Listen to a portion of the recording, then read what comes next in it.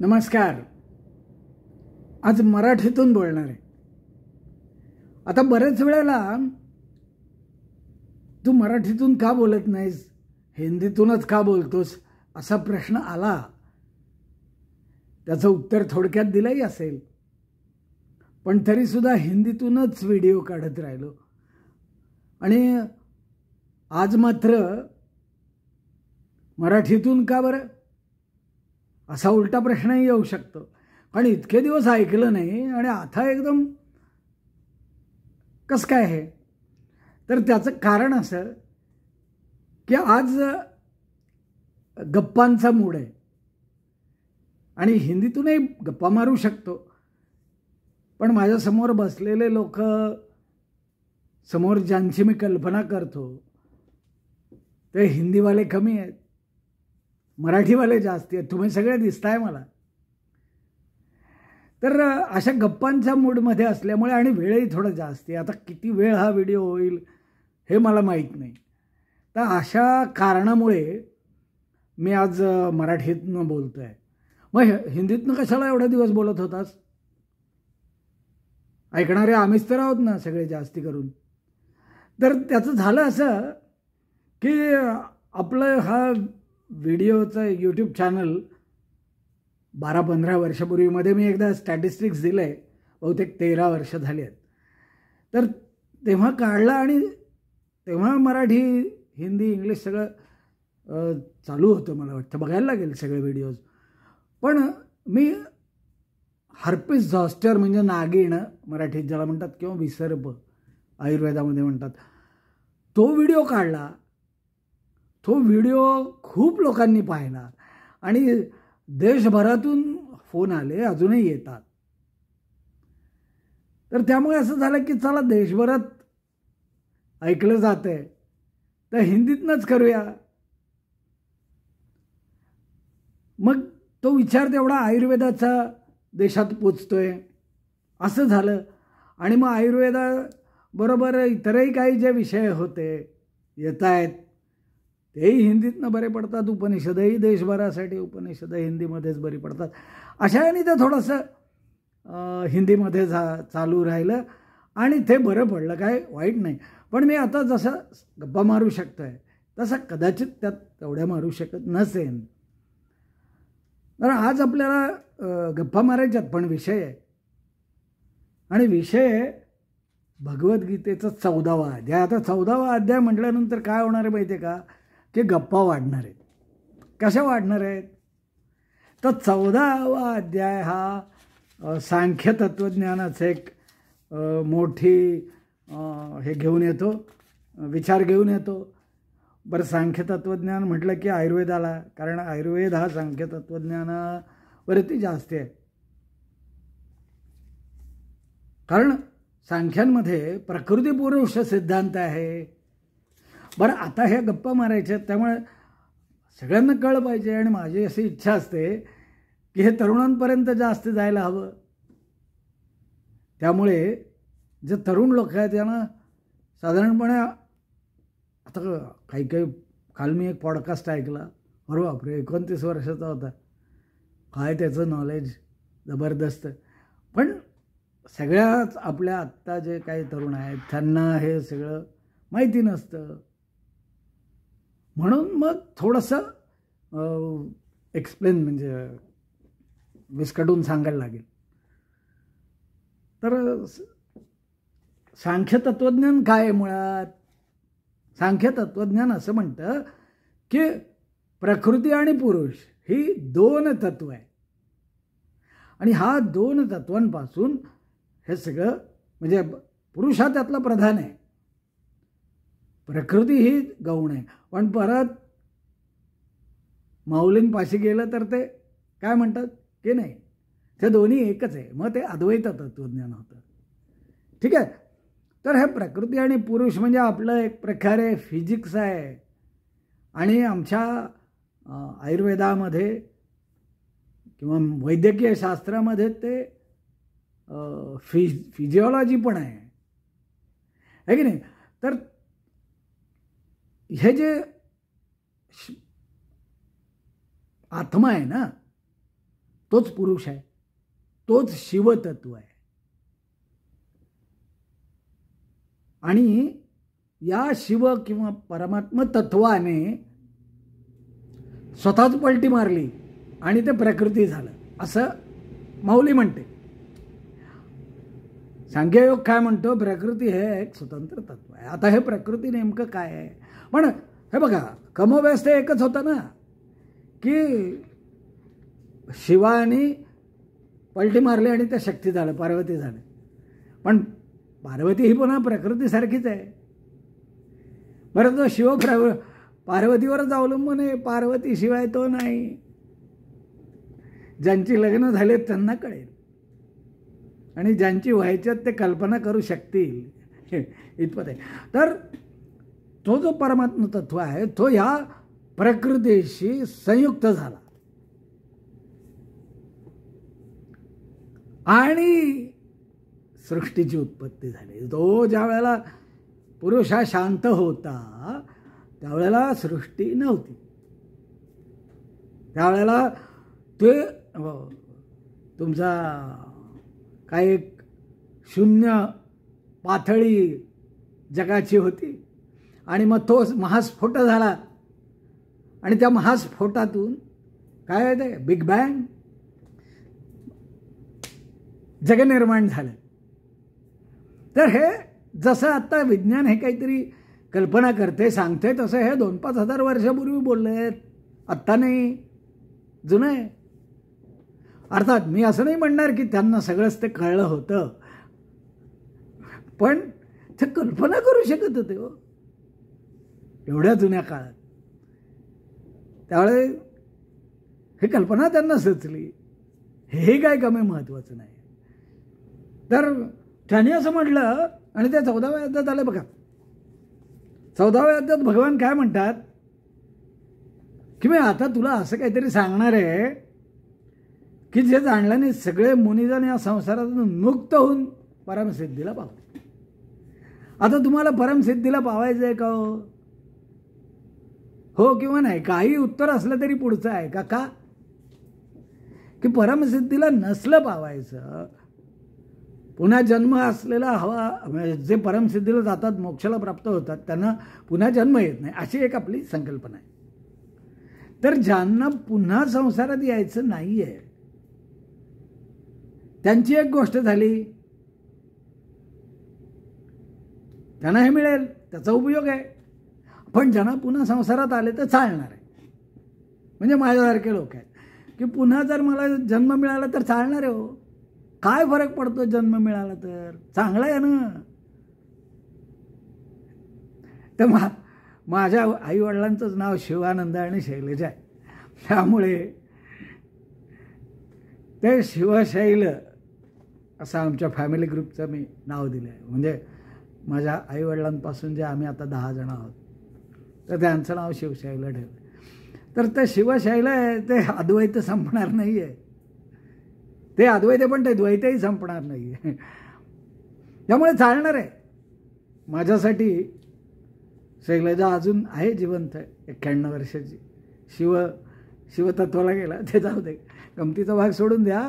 पण माझ्यासाठी शैलजा अनिवार्य आहे, त्यामुळे पुन्हा पुन्हा जन्म अनिवार्य आहे असं समजून चाला आणि मी तयारीत आहे. मग इथं जर 14व्या अध्यायात पहिल्याच श्लोकात सांगितलं की तू परमसिद्धीला पावण्यासाठी तर कशाला हे पुढचं आम्हाला सांगतो, आम्हाला पण नको परमसिद्धी वगैरे, आम्हाला साधं जगायचं आहे. बरं ठीक आहे, तुम्हाला जगायचं तसंच मलाही साधं जगायचं आहे, तरीसुद्धा मला हे उपयोगी आहे. मग तुम्हाला पण का नाही होणार? तुम्हाला पण होणार.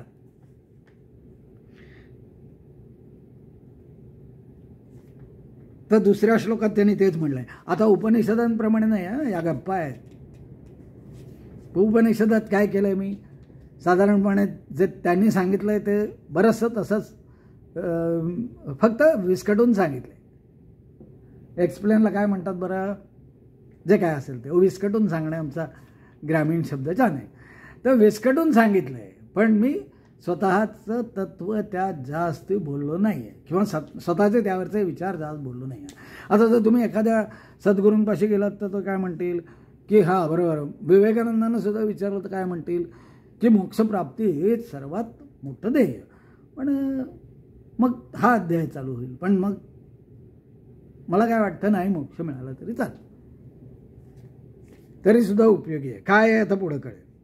हां, तर ते मी सांगत होतो की त्या उपनिषदांप्रमाणे ह्या चर्चेचं फॉर्मॅट असणार नाही. मग तर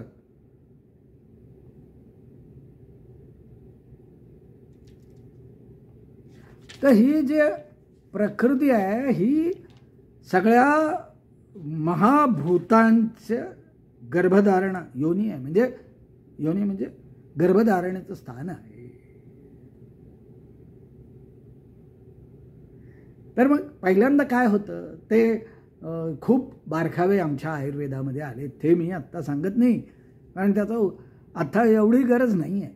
त्याच्यामध्ये असं आहे की त्याचे जे तन्मात्रा, मग त्यातून महाभूत, मग इकडे प्रकृतीपासून अहंकार, बुद्धी, असं जे काही निर्माण झालं. तर मुख्य विषय काय आहे, आणि आपल्या अध्यात्मशास्त्रात आत्ताच्या 14व्या अध्यायात गीतेचा, भगवद्गीता 14वा अध्याय, तर हे प्रकृती हे गर्भधारणेचं स्थान आहे. अहो, ती प्रकृती म्हणजे हा पिंड आहे. तर आता थोडं जे आधुनिक विचारांचे लोक आहेत त्यांच्यासाठी असं की तो एक बिग बँग झाला आणि ही सृष्टी उत्पन्न झाली. मग ही सृष्टी कशी आहे, तर ही सृष्टी 105 एलिमेंट्स आता काय काय वाढत चालले आहेत म्हणतात, नियुक्त आहे ना. मग ते जे मूळ एकदम नितळ स्वरूप होतं ते गेलं. आत्ता परवा आम्ही न्यूयॉर्कला गेलो होतो. परवा म्हणजे अगदी शब्दशः नाही घ्यायचं, परवा म्हणजे परवा, थोड्या दिवसांपूर्वी. तर तिथे काय दिसलं, ग्राउंड झिरो दिसला. आता त्या ग्राउंड झिरोमध्ये छान पाणी असं साठवलेलं असतं, कारंजं वगैरे पण असतं म्हणतात. आम्ही गेलो त्या दिवशी, नेमकं स्वच्छतेला काढलं होतं. बरं, एनिवे, तर आणि मागे तो दुसरा एक टॉवर त्यांनी पुन्हा बांधला आहे. म्हणजे 2 टॉवर पाडले की नाही. तर तसं ते ग्राउंड झिरोला जसं एक नुसतं नितळ पाणी आहे ना, तुम्ही गुगल करून फोटो काढून बघा, किंवा जे जाऊन आले त्यांना आठवत असेल, ते जसं नितळ स्वच्छ पाणी आहे, काही नाही, आणि कारंजा थोय तो उडते. तर हे ग्राउंड झिरो म्हणजे ते परमात्म तत्वासारखं आहे, नितळ स्वच्छ शांत सुंदर. आणि त्यातून ते कारंजा म्हणजे आत्म्याचा चिद आणि आनंद दोन्ही तिथे आला. सत म्हणजे ते खाली आहे, अस्तित्व आहे त्याचं, आणि चिद आनंद म्हणजे चित म्हणजे ते थुईथुईनार कारंजा, आणि आनंद म्हणजे ते पाहिल्यावर आपल्याला होतोय आनंद. तर तिथे आम्हाला तो काय आनंद मिळाला नाही, आम्हाला रोज मिळतो आहे इथं. तर मुद्दा असा आहे की एक त्यांनी पाळला आहे, ती प्रकृती निर्माण केली आहे बघा, आणि एक तो आहे तो ग्राउंड झिरो.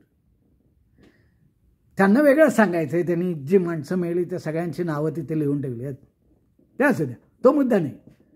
तर जर तुम्हाला सतत त्या निथळ आत्मतत्वात राहायचं असेल तर मग राहा, मग त्या मागच्या बिल्डिंगकडे बघू नका. पण त्याने आत्ताचं आपलं जीवन चालणार आहे का, नाही. मग दोन्ही पाडल्या, दोन्ही ठिकाणी ग्राउंड झिरो करून निथळ स्वच्छ पाणी आणि कारंज ठेवलं आहे का, नाही. एक उभी केले, एक पुन्हा उभी केली. तर त्या एक उभी करणं म्हणजेच प्रकृती आहे.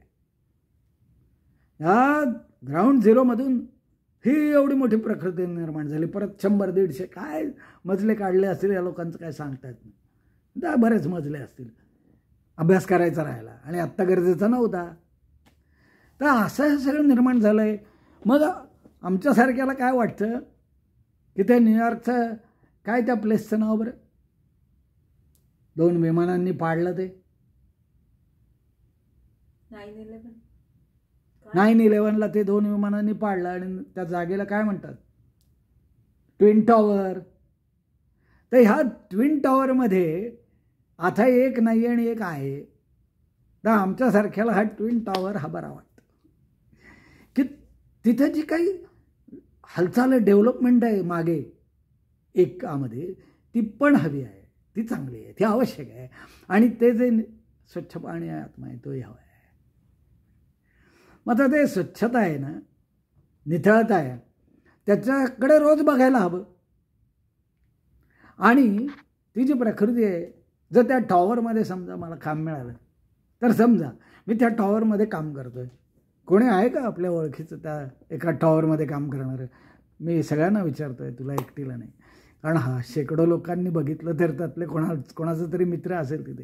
तर तो त्या प्रकृतीमध्ये आपल्या नाच करतोय, नृत्य करतोय, मजा करतोय, काम करतोय, कष्ट घेतोय. आणि रोज खाली असे किती मजले वर गेलात तरी खालचं दिसतं. हे आता माझ्या इकडे आल्यावर लक्षात आलं. 9 किलोमीटर काहीतरी वर होतो ना, मी तुम्हाला ते फोटो दाखवले. तर किती वर गेलं तर तिथून खाली बघायचं, आहा छान वाटतं. तर असं हे आपलं जीवन असावं. मग आता ही जे टॉवर्स आहेत ना, हे प्रकृतीचा विलास आहे, वृद्धी आहे, वाढ आहे. मग इथे काय आहे? त्या टॉवरमध्ये काय काय असेल? तिथे असेल ज्ञान. ज्ञान म्हणजे सत्वगुण. हां, तर एक मध्ये सांगायचं राहिलं की ही जी प्रकृती आहे ही 3 गुणांनी बनली आहे. हो, त्रिगुणात्मक त्रैमूर्ती दत्त हा जाणं. तर 3 गुणांनी बनलेली ही प्रकृती आहे. त्या प्रकृतीशी परमात्म्याचा संयोग झाल्यावर आपली ही जी सगळी हालचाल आहे, परमात्म्याचा संयोग झाला नाही तर डेड बॉडी आहे की नाही. जर सूर्य नसेल तर ही पृथ्वी आहे समजा, असेल धरून चला पृथ्वी आहे. तर पृथ्वी डेड बॉडी सारखी कुठेतरी आकाशात तरंगत राहील, ती फिरणार नाही. त्या ठिकाणी पाणी आहे, तर ती 3 गुणांमध्ये ते फिरणार नाही, ते डेड बॉडी सारखी राहील. तो सूर्य आहे. या सूर्याला सुद्धा बऱ्याच ठिकाणी आत्म्याचं हे दिलं बरं का उपमा, कोणी उपनिषदकारांनी. तर सूर्य हा आपल्याकडे आत्म्याकडे जवळ जाणारा प्रकाश, ज्ञान या अशा अनेक अर्थाने आहे. आणि तो खरं म्हणजे जर तुम्ही विज्ञानाच्या दृष्टीने गेला तर सूर्याशिवाय आपण नाहीच होत. मागे मी एकदा लिहिलं होतं की गॉड गॉड गॉड. 3 गॉड कुठले असतात? ईश्वर, अल्ला, यहोवा, गॉड 4 कुठले असतात? एकच असायला हवा. सूर्य एकच आहे, त्या एकाच सूर्यावर सगळं चाललंय. तसं हे सगळं जग एकाच कुठल्या तरी शक्तीवर चाललंय. माहिती पुष्कळ असतील. परवा मी हे पुढचं लिहिलंय, माहिती पुष्कळ असतील, पॉवरफुल लोक मिलियन्समध्ये सुद्धा असतील. ट्रम्प आहे, मोदी आहे, पुतीन आहे, असे अनेक आहेत. माहिती पुष्कळ आहे. ऑल माहिती किती असणार? एकच असायला पाहिजे, नाही तर मग त्याला ऑल माहिती कशाला म्हणायचं, आहे की नाही. पण हे लोकांच्या आपल्या डोक्यात बसत नाही. ते मुसलमानांना सांगितलं ते खवळतात, या ख्रिश्चन लोकांना सांगितलं ते खवळतात, हिंदूसुद्धा नाराज होतात. तरी आपण आपल्याकडे जे काही विवेकानंदांनी सांगितले त्यामुळे थोडे सौम्य, पण नाराज होतातच आहेत. ते काय कमी नाराज होत नाहीत. तुला काय कळतं आहे म्हणे, अर्धज्ञान आहे बोलतात लोक. तर ते ऑलमाइटी एकच असणार आहे. 2-4 सूर्य कशाला पाहिजेत? एक पृथ्वी चालवायला समजा 2-4 सूर्य आणलं तर काय होईल बघा, विचार करा. कोण अभ्यासू आहेत, सायंटिस्ट आहेत, त्यांनी मला जास्त ओपन करून सांगा. मी तर आपला अंदाजाने म्हणतोय एक सूर्य आहे म्हणून बरोबरच आहे, मजा चालली आहे, छान चाललं आहे, नाही तर काही चाललंच नसतं राहणार. तसं या जगाला एकच ऑलमाइटी आहे आणि तोही कन्सेप्टमधला आहे, आपल्या डोक्यातला आहे. तर हे आत्म्याचं झालं, त्याला म्हणतात पुरुष. सांख्याने म्हटलंय त्याला. तिकडे 14व्या अध्यायात महाराजांनी, महाराज म्हणजे आमचे कृष्ण महाराज, त्यांनी म्हटलंय की मी ब्रह्म, तोच ब्रह्म आहे ना. तर तो एक ब्रह्म आहे, तो पुरुष आहे. त्याला चेतन समुदाय. तर मी काय करतो म्हणजे कृष्ण, मी नाही. तर त्या प्रकृती ही जी त्याला योनी म्हटलंय, तिला काय करतो, तिच्यामध्ये चेतना समुदाय असा गर्भ तिथे टाकतो. म्हणजे तिथं काय टाकतो, त्या प्रकृतीमध्ये असलेल्या चिखलाशिवाय काय होणार आहे, तो तिथे आपलं चैतन्य सोडतो. 3रा श्लोक आहे. तर जड आणि चैतन्य, आता ते जे जड आहे प्रकृती म्हणजे ती तिच्या आणि याच्या योगाने हे जग उत्पन्न होतं, हे सर्व भूत उत्पन्न होतात. तर हे महाराज काय म्हणतात पुढे माहिती आहे का, की मी आहे सर्वांचा गर्भधारण करणारा, बीज स्थापन करणारा मी आहे. मी म्हणजे आणि ती गर्भधारणा करणारी माता प्रकृती आहे. तर कशी आहे ही प्रकृती, हा महत्वाचा मुद्दा आला पुढचा. घ्या, आमचा एक मित्र होता शिरूरला प्रचारक असताना, म्हणायचा काहीतरी एक असं स्टाईलमध्ये महत्त्वाचं असं बोलल्यासारखं करायचं, म्हणायचं घ्या लिहून, जसं घ्या लिहून. तर ही प्रकृती आहे. आता परत युवक लोकांसाठी मी परत काहीतरी असा सायंटिफिक अर्थ लावण्याचा प्रयत्न करणार आहे, बघूया काय होते. पण ही प्रकृती जी आहे ती सत्व, रज आणि तम गुण, अविनाशी गुण, प्रकृतीपासून उत्पन्न झालेले हे गुण आहे. तर ही त्रिगुणात्मक प्रकृती आहे. हिच्या मुळे तो जीवात्मा शरीराला बांधून राहतो. जीवात्मा सोडून गेला की शरीर हे डेड बॉडी होते. तर 3 गुण आहेत, ती 3 गुणात्मक आहे.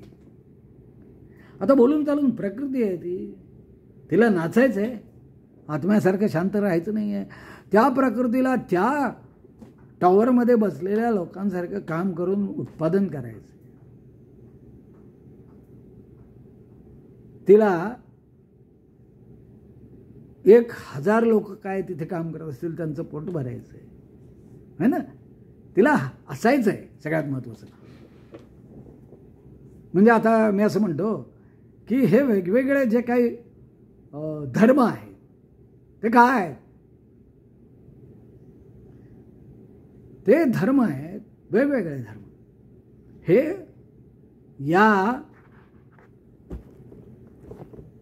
जगाला राहायचं आहे, सृष्टीला राहायचं आहे म्हणून आहे. म्हणजे उदाहरणार्थ या सृष्टीला राहायचं आहे, ती महत्त्वाची आहे. म्हणून माझ्या एका मित्राशी बोलत होतो मी, तो गे आहे. तर मी त्याला म्हटलं की अरे ठीक आहे, त्यांनी मला शास्त्र सांगितलं, मला ते पटलं, मी त्याचा आदर करतो, प्रश्न नाही येतो. पण म्हटलं अरे महत्त्वाचं काम काय आहे आपलं, आपलं म्हणजे माझं किंवा तुझं असं नव्हे, सगळ्यांचं, स्त्री असो पुरुष, की पुनरुत्पादन करणे. तेच तर होत नाही ना म्हटलं. तर तो म्हटला नाही ते तर काय मला सांगू नको, म्हणजे माझं काम नाही. ठीक आहे म्हटलं, ते असे काही थोडे लोक असतील. पण पुनरुत्पादनाची इच्छा का उत्पन्न होते, सृष्टी म्हणून केवढा त्रास आहे पुनरुत्पादनामध्ये, आणि नंतर सुद्धा केवढा त्रास आहे. आईला त्रास आहे, मग थोडासा प्लेजर तिला बालकाच्या प्रेमात दिला आहे. पुरुषाला त्रास आहे म्हणून त्याला तो सेक्समधला प्लेजर दिला आहे. त्रास केवढा आहे, मुलं सांभाळायची, वाढवायची, काय गंमत आहे. पण सृष्टीला हवं आहे की नाही, हे मी चालू राहिली पाहिजे. प्रकृतीला हवं आहे मी चालू राहिली पाहिजे. नाही तर आज मग काय लगाचा पडला आहे शांत, त्याला कशाच काही नाही आहे, पण मला हवं आहे. म्हणून ती प्रकृती काय करते, ती आपल्यामध्ये 3 गुण सांभाळते. ती 3 गुणांचीच बनली आहे, बनतानाच तशी बनली. तर ते गुण आहेत सत्व, रज आणि तम. तर हा सत्व जो आहे ना, तो ज्ञान घेणारा गुण आहे. हा तर आपल्याला ते एक राहिलं मध्येच की याच्यातून आपल्याला हे कसं करता येईल बघायचं होतं शास्त्रीयदृष्ट्या. शास्त्रीयदृष्ट्या मला वाटतं मी इनडायरेक्टली बोललो आहे, पण थोडंसं ओपन करून सांगतो. शास्त्रीयदृष्ट्या असं आहे की जेव्हा हे जग उत्पन्न झालं आहे आणि त्यातली हे विशेषतः पृथ्वीवरचे वेगवेगळे सजीव प्राणी उत्पन्न झाले, तेव्हा त्या सजीव प्राण्यांमध्ये सतत केमिकल ॲक्शन्स चालू आहे. या पृथ्वीला एक गुरुत्वाकर्षण भौतिक गोष्टी ॲक्शन्स चालू आहे. ह्याच आहेत सत्व, रज, तम. तुम्ही जर पदार्थवरती नेला तर जर तुम्ही सोडला नाही तर तो स्थिर आहे, तो सत्वगुणाचा आहे. तो आता तो हालायला लागला, खाली पडायला लागला, तो रजोगुणाचा आहे, हालचाल आहे आणि खाली पडून राहिला. आता त्याला परत वर जायची इच्छाच होत. तमोगुणाचा आहे. तिन्ही गुण गरजेचे आहे. आणि ते जर त्या तमोगुणामुळे पृथ्वीच्या पोटामध्ये स्वतःला गाडून घेतं म्हणून झाड उत्पन्न होतं ना. तर ते जे आहे म्हणजे अशा पद्धतीने ही सृष्टीचे जे चक्र चालू आहे, या तिन्ही गुण आहेत. सत्व हा प्रकाशाचा आहे, हा जो लाईट येतो त्याचा आहे. रज हा या आपण ज्या सगळ्या हालचाली करतो त्यांचा आहे. आणि तमय हा सुद्धा महत्त्वाचा आहे. जसं ते पृथ्वीत गाडून घेण्याचं आहे सांगितलं ना, तसा तो तम पण महत्त्वाचा आहे. त्याला कुठे सोडता. बरं, त्या तमाचं इथे महाराजांनी काय सांगितलं, मी यांना मधून मधून महाराज म्हणतो. हे महाराज म्हणजे लय भारी आहेत. तर हे जे आहे ते तमोगुणाचा आळस सांगतात. हो, प्रमाद पण सांगतात. प्रमाद म्हणजे अर्थशून्य क्रिया, म्हणजे मी जे बडबडतो ते. तर अर्थशून्य क्रिया आणि आळस दोन भाग तमाचे दिलेत. मी आता उलटं जातो आहे, परत सत्वावरती आणखी काही गुण दिलेत. तर हे जे आहे, हो झोप आहे त्यात. प्रमाद, आळस आणि झोप आहे. झोप नसली तर काय होईल. एक फ्लाईटमध्ये झोप नसली, पुढे 4 दिवस झोपतोय माणूस, आणि मग काय म्हणायचं, जेटलॅग आहे भाई. जेटलॅग आहे भाई म्हणजे पण ते तुम्हाला झोपवत आहे शरीर तुमचं. तर तो आहे तमोगुण. रजोगुण आहे इच्छा आणि आसक्ती, म्हणजे मला काहीतरी हवं आहे. जर तुम्हाला काहीतरी नको असेल ना, तर शरीराची कामकाजं संपली. म्हणून मी बऱ्याच वेळा आधी सांगून टाकलं आहे की मैं नहीं मानता ये डिझायरलेस वगैरह. डिझायर्स तो नहीं है. समाधान इम्पॉर्टेंट समाधान है. डिज़ायर रखो, समाधान रखो. डिज़ायर रखो, समाधान रखो. Let it be an alternative current. हाँ, तो चलो आप पूछेंगे तो और बता देंगे. तर इच्छा पाहिजे, आसक्ती पण पाहिजे. आता ते पद्मपत्र विवांभसी आहे, तर ती एक चांगली स्टेज आहे, पण त्यात सुद्धा एक गडबड फ्लॉ आहे. पद्मपत्र विवांभसी म्हणजे सगळ्यात राहायचं, पण त्यापासून अलिप्त राहायचं वगैरे सगळं करायचं त्यापासून. तर यातच येणार आहे, पुढे येऊ दे, हरकत नाही. पण तो रजोगुण आहे. आणि सत्व आहे म्हणजे विकाररहित, म्हणजे कुठलाच हे नाही, इच्छा आसक्ती काही नाही. आणि आत्मसुखाकडे नेणारा आणि त्यासाठी आवश्यक ज्ञान आणणार. तर हे ज्ञान तर फार महत्त्वाचं आहे. ज्ञानामुळे प्रगती होते. ज्ञानामुळे माणूस वेगवेगळ्या गोष्टी शिकतो. त्यामुळे सत्वगुण फार महत्त्वाचा आहे. आणि या रजा आणि तमाचा अतिरेक झाला तर जे काय सगळीकडे गोंधळ होत आहेत, अति हव्यास, अति झोप, अति आळस, दुसऱ्यांना समाप्त करून टाकण्याची इच्छा, हे अतिरेक होत आहेत ना. या 3 गुणांचे अतिरेक या 2 गुणांचे अतिरेक झाल्यामुळे जे गोळ होत आहेत ते घालवणारा तो सत्वगुण आहे. त्यामुळे अशा प्रकारचे 3 गुणांची प्रकृती बनली आहे आणि त्याचा आत्म्याशी संयोग झाला आहे. त्यातून आपण सगळे आहोत. तुम्हाला राहायचं आहे की नाही तुम्ही ठरवा. मला राहायचं आहे, पण कसं राहायचं आहे तेही तुम्ही ठरवा. माझं ठरलं आहे. काय ठरलं आहे की ईश्वर भी आहे और जगत भी आहे. जगाचा ही माहिती घ्यावी, जगाचा ही आनंद घ्यावा आणि ईश्वराचं ज्ञान, त्याचा आनंद, त्याच्याशी शरणागती, त्याला समजून घेणं, त्याच्यामध्ये विलीन होत जाणं. कधी कधी होईल, दिवसातून काही तास झाले, काही मिनटं झाली, हरकत नाही. त्याच्याशीच निगडीत होणं हेही हवं आहे. बस इतना ही चाहिए. इतकंच हवं आहे मला. नाही तर म्हणाल परत शेवट करताना हिंदीतच केलं असले का. नाही, शेवट मराठी. राम राम पाहुणं, भेटू परत.